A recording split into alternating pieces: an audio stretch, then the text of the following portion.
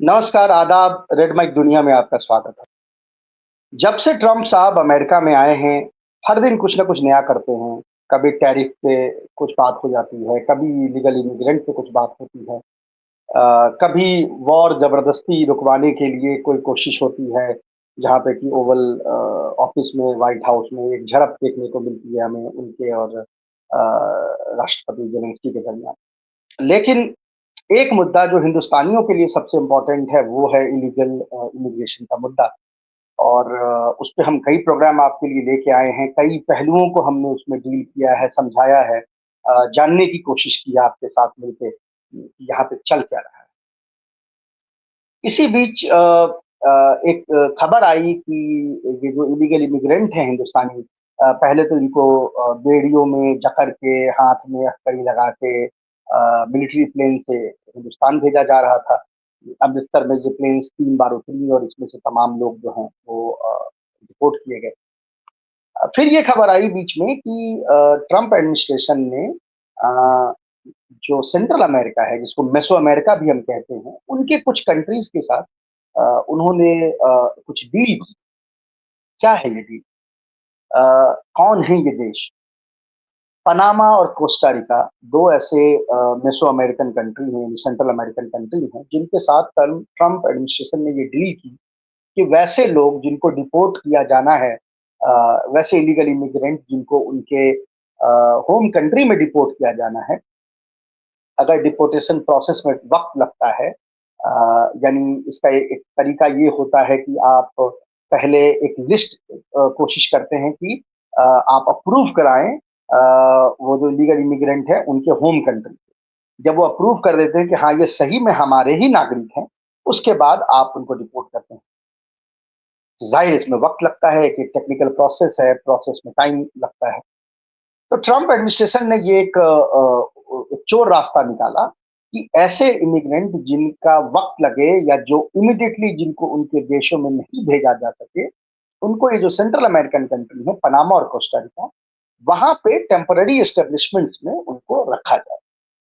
और जैसे ही उनकी स्टेटस क्लियर हो जाएगी कि वो उस देश के नागरिक हैं, तो वहाँ उनको अपने होम कंट्री भेज दिया जाएगा। इस पे पहले भी हमने प्रोग्राम किया और हमने बात की किस तरह कोस्टा रिका और पनामा में हिंदुस्तानी जो हैं अब भेजे जा रहे हैं। बाकी दूसरे मुल्क के जो इमिग्रेंट हैं, पाकिस्तानी हैं, श्रीलंकन हैं, नेपालीज़ हैं, चाइनीज़ हैं, तमाम और देश ईरानियंस हैं। उसके साथ अब हिंदुस्तानी भी पनामा और कोस्टा रिका भेजे जा रहे हैं, यानी अमेरिका से डायरेक्ट उनको इंडिया नहीं भेजा जा रहा है। कई ऐसे हैं जिनको इन थर्ड कंट्रीज में भेजा जा रहा है और वहां से फिर उनको अपने होम कंट्री यानी इंडिया भेजा जाएगा। कल द वायर की एक बहुत ही इंटरेस्टिंग रिपोर्ट आई है। कुसुम अरोड़ा रिपोर्टर हैं, उन्होंने एक बहुत ही जबरदस्त रिपोर्ट छापी है जिसमें उन्होंने बताया है कि कैसे अब इन तीसरे देशों में जो फंसे हुए हिंदुस्तानी इलीगल इमिग्रेंट हैं, वो किस हालात में रह रहे हैं, वो उनके साथ क्या हो रहा है, उनकी क्या स्थिति है, उनका यानी उनकी अ, जो एक्सपेक्टेशंस हैं वो क्या हैं, उनकी इनसिक्योरिटीज़ क्या हैं, उस पे एक बहुत अच्छी रिपोर्ट अभी उन्होंने कल जो है द वायर में लिखी है। अब उस रिपोर्ट से ये पता चल रहा है कि कोस्टा रिका में खासकर, हालाँकि मुझे लगता है कि पनामा में भी सिमिलर ही स्थिति होगी। कोस्टा रिका में कुछ हिंदुस्तानी जो भेजे गए थे, स्पेशली वहाँ एक शहर है कोरिडोरस, वो कोरिडोरस शहर में कुछ जो है वो इलीगल इमिग्रेंट को होल्ड करने के लिए होल्डिंग फैसिलिटी बनाई गई। तो ये होल्डिंग फैसिलिटी क्या है? ये बेसिकली समझिए कि एक वेयरहाउस जैसी एक चीज़ है, एक शेड जैसा कि बना दिया जाता है। जैसा आप लोग देखते होंगे हमारे दर्शक जो हैं, जैसे ग्रीन हाउस टेंट्स आप देखते होंगे तमाम जगहों पे, उस तरह की एक कोई चीज़, एक टेंट नुमा, एक वेयरहाउस नुमा एक चीज़ बना दी गई है, जहाँ पे इन इमिग्रेंट को रखा जाता है। ये रिपोर्ट ये कहती है कि ये जो इमिग्रेंट्स हैं, इनकी स्थिति बहुत ही खराब है, बहुत दयनीय स्थिति में ये रह रहे हैं। ये जो होल्डिंग हाउसेज़ हैं, इसमें फैसिलिटीज़ की कमी है। वहाँ पे इमिग्रेंट हैं जो ये बता रहे हैं, फ़ोन करके उन्होंने ये जो रिपोर्टर हैं कुसुम अरोड़ा उनको बताया है उन्होंने कि ढंग से खाने के की यहाँ पे व्यवस्था नहीं है। कई इमिग्रेंट जो हैं वो ये कह रहे हैं कि हम सुबह और शाम एक-एक ब्रेड खा के अपनी ज़िंदगी जो गुज़ार रहे हैं। पानी साफ पीने का पानी जो है मुहैया नहीं कराया जा रहा है और वो मजबूर हैं कि वो जो टैप वाटर होता है, रेगुलर टैप वाटर, उससे पानी पीने को मजबूर हैं। कई इसमें से बीमार हैं, ज़ाहिर है कि अब टैप वाटर पिएँगे या जो जिस तरह के एनवायरनमेंट में ये रह रहे हैं, वहाँ मिनिमल जो फैसिलिटी है वो है अवेलेबल है और वो जंगल के किनारे है। तो ज़ाहिर है कि येलो फीवर, मलेरिया इस तरह की बीमारियाँ जो हैं वो देखने को मिलेंगी कि अगर आप जंगल के बिल्कुल करीब रहते हैं और सही व्यवस्था जो है नहीं की जाती है, तो इस तरह की बीमारी जो है वो उसके होने के चांसेस बढ़ जाते हैं। तो अब ये जो इमिग्रेंट है ये बता रहे हैं कि ना तो खाने का सही उपलब्ध है वहाँ पे, ब्रेड खा के ज़िंदा हैं, इसी तरह टैप का पानी पी के वो ज़िंदा हैं और वो ये भी कह रहे हैं कि उन पे लगातार ये प्रेशर दे रहे हैं लोकल यानी जो कोस्टा रिकन अथॉरिटी हैं, वो उस पे प्रेशर दे रहे हैं कि अब जो आप अपने होम कंट्री जाएँगे यानी हिंदुस्तान जाएँगे, तो आपको उसकी टिकट भी खुद ही अरेंज करनी पड़ेगी। यानी डिपोर्टेशन भी उनका हो और उसके लिए पैसे भी वही दें। तो अब इसमें बहुत सारे जो लोग हैं वो फँस गए हैं। कई लोगों ने बयान ये दिया है कि उनकी फैमिली वालों ने तो ज़मीन वग़ैरह बेच के गहने गिरवी रख के उनको भेजा ही था। अब उनके पास पैसे नहीं हैं कि वहाँ से उनको यहाँ यानी फ्लाइट बुक करके वो आ सके हिंदुस्तान। लेकिन उन पे प्रेशर बनाया जा रहा है, उनसे पैसे माँगे जा रहे हैं। बहुत ही खराब स्थिति में है। जब कोस्टा रिकन अथॉरिटी से दूसरे अखबार जो यूरोपियन अखबार है उन्होंने बात की और उनसे ये कहा गया कि भाई आप क्यों डिमांड कर रहे हैं इन लोगों से पैसा? ये पैसा तो अमेरिका को देना चाहिए अगर वो डिपोर्ट कर रहा है। तो वो कह रहे हैं कि इनमें से तमाम ऐसे लोग हैं, हालाँकि इसमें कितनी सच्चाई है नहीं है हमें नहीं पता, पर उनका कमेंट है कोस्टन रिकन अथॉरिटीज़ का कि ये तमाम लोग ऐसे हैं जो वहाँ पे बड़े स्टोर्स या रेस्टोरेंट या मोटेल्स ओन करते थे। तो मुझे पता है कि इनके पास पैसे हैं और इनके पास यानी ये क्षमता है कि ये घर वापस जाने के लिए, डिपोर्ट होने के लिए टिकट का इंतज़ाम। हालाँकि जो डिपोर्टीज़ से जब आप हिंदुस्तानी डिपोर्टी से बात कर रहे हैं, तो वो कह रहे हैं कि हमारे पास कोई वेहिकल नहीं है। तो एक तरीके से वहाँ फँस गए हैं। इसके अलावा कुछ चीज़ों पे जो बात हुई जो कुछ ख़ासकर ये जो इंडियन इमिग्रेंट्स हैं, इलीगल इमिग्रेंट्स, उन्होंने 1-2 चीज़ों पे जो बात की, वो तो बहुत ही भयावह है। इसमें से एक इमिग्रेंट ये कह रहे हैं कि जब उनको लाया गया यानी जब वो प्लेन से उतारे गए और बस में उनको चढ़ाया गया यहाँ पे लाने के लिए जो होल्डिंग फैसिलिटी है इसको बोलते हैं centre for temporary attention of migrant कैटेम। तो ये कैटम जब इनको लाया जा रहा था तो उन्होंने कहा कि बाकी दूसरे देश के जो माइग्रेंट्स थे उनके हाथ की हथकड़ी और पैरों की बेड़ियां खोल दी गई, लेकिन हिंदुस्तानी जो थे उनकी बेड़ियां और हथकड़ी नहीं खोली गई और उनकी बेड़ियां और हथकड़ी बिल्कुल आखिरी के 10 मिनट में जब वो वहां पहुंचने वाले थे जहां पे वो अभी रह रहे हैं तहाँ वहां पे पहुंच के उनकी बेड़ियां और हथकड़ियां खोल दी। ये भी आरोप लगा रहे हैं कि जो लोकल अथॉरिटीज़ हैं, उनको टेररिस्ट कह के संबोधित कर रहे हैं, यानी आतंकवादी कह के बार-बार उनको संबोधित कर रहे हैं, जिससे उनकी वो काफ़ी जिसको कह सकते हैं कि मेंटल ट्रॉमा से गुज़र रहे हैं ये लोग, क्योंकि इनको समझ नहीं आ रहा है कि इनको आतंकवादी क्यों कहा जा रहा है और बार-बार इस तरह के शब्द, इस तरह के अल्फाज जो हैं वो क्यों इस्तेमाल किए जा रहे हैं इनके लिए। तो कुल मिला के ये कहा जा सकता है कि ये जो एक अरेंजमेंट ट्रम्प एडमिनिस्ट्रेशन ने किया था कोस्टा रिका और पनामा के साथ, हालाँकि जो अथॉरिटी के लोग हैं अमेरिका में वो ये कह रहे हैं कि ये अरेंजमेंट इसलिए की गई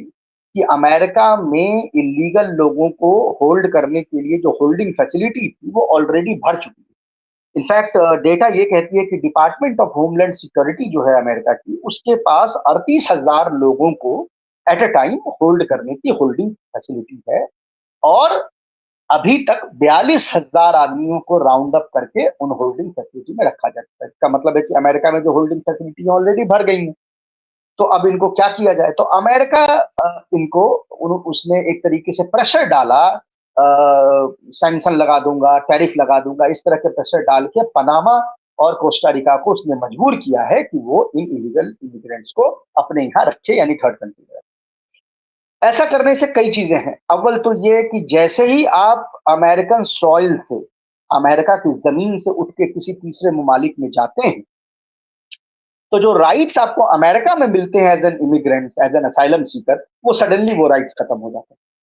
यानी आपको जो जितने भी आपको राइट्स मुहैया कराए गए थे, वो आपसे छीन लिए गए। तो ये अमेरिका एडमिनिस्ट्रेशन जो अगर ट्रम्प की है, उसकी अगर ज़हनियत को देखें, तो उनके हक में ये काम करता है कि वो आपको थर्ड कंट्री भेज दें, तो फिर कोर्ट में जो ये झगड़ा होता है, ये जो लंबा खिंचता है, वो उनको ना करना पड़े, आपके पास कोई राइट्स ही नहीं है, तो आपको फिर भेज दिया जाए। एक चीज़। दूसरी चीज़, अमेरिका में होल्डिंग फैसिलिटी में रहेंगे, तो अमेरिकन मीडिया की उस पे नज़र रहेगी, वो जाके देखेगी कि आपको खाना मुहैया हो रहा है कि नहीं, आपको वैक्सीन दी जा रही है कि नहीं, आपको पानी दिया जा रहा है कि नहीं, आपको सोने के लिए पर्याप्त जगह है कि नहीं, ये सारी चीज़ें वहाँ पे देखी जाएँगी।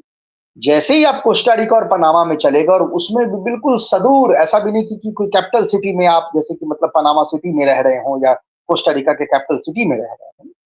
आपको भेजा जा रहा है बिल्कुल दूर जंगल के पास, कहीं होल्डिंग फैसिलिटी बना दी गई है कि इंटरनेशनल मीडिया के नज़रों से आप दूर रहें, तो आपके राइट्स का इतना हनन किया जाएगा कि वो इंटरनेशनल मीडिया ना उसको देखेगी, ना उसके बारे में बात करेगी, तो फिर वो राइट्स आपके हनन होते रहेंगे। इनफैक्ट ह्यूमन राइट्स वॉच ने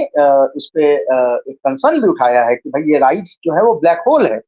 अब देखिए हमारी स्क्रीन पर भी चल रहा है, Panama and Costa Rica can not turn into black hole for migrants, human rights watch, कि ऐसा ना हो कि वहाँ आप भेज रहे हैं, ऐसा भी तो हो सकता है कि वहाँ पे ट्रैफिकिंग हो जाए। थर्ड, जब आपकी नज़र उस पे है ही नहीं, जब ग्लोबल मीडिया की उस पे नज़र नहीं है, जब अमेरिका का लॉ उस पे काम नहीं कर रहा है, तो इसके भी तो चांसेस हैं कि ये इमिग्रेंट्स जो वहाँ रह रहे हैं, उनका ट्रैफिकिंग हो जाए, वो किसी तरह से प्रोस्टिट्यूशन में मुलव्विस हो जाएँ, उनको कहीं बेच दिया जाए, किसी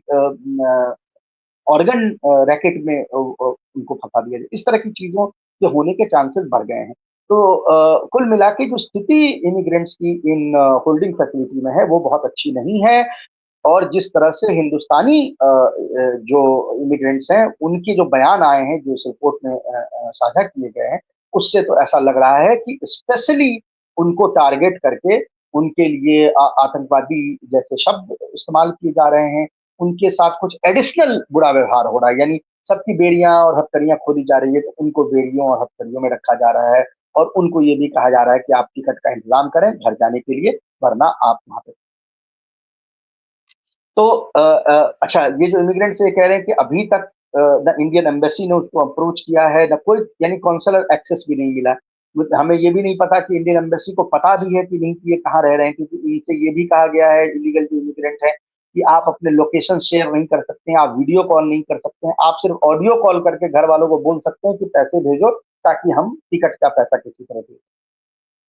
तो ये स्थिति अभी वहाँ पे इलीगल इमिग्रेंट की है। अमेरिका के जो एनालिस्ट हैं वो ये कह रहे हैं कि ये जो एडमिनिस्ट्रेशन इस तरह के काम इसलिए कर रहा है कि इससे एक चिलिंग इफेक्ट आता है। यानी ये जो लोग बड़ी तादाद में हिंदुस्तान से जाते हैं वहाँ पे इलीगली, उनमें एक चिलिंग इफेक्ट आ जाए, यानी उनको लगे कि ये वर्थ इट नहीं है कि हम वहाँ जाएँ और इस तरह के किसी झमेले में फँस जाएँ कि थर्ड कंट्री में हमें रहना पड़े और वहाँ ना खाने का व्यवस्था हो, ना पीने की व्यवस्था हो, कोई भी चीज़ की व्यवस्था ना हो, ना सोने का हो कुछ इंतज़ाम हो और हमारी स्थिति और बदहाल हो जाए। तो अगर ये मकसद है ट्रम्प एडमिनिस्ट्रेशन का कि एक चिलिंग इफेक्ट एक हो जाए ये जो इलीगल इमिग्रेशन कम्युनिटी है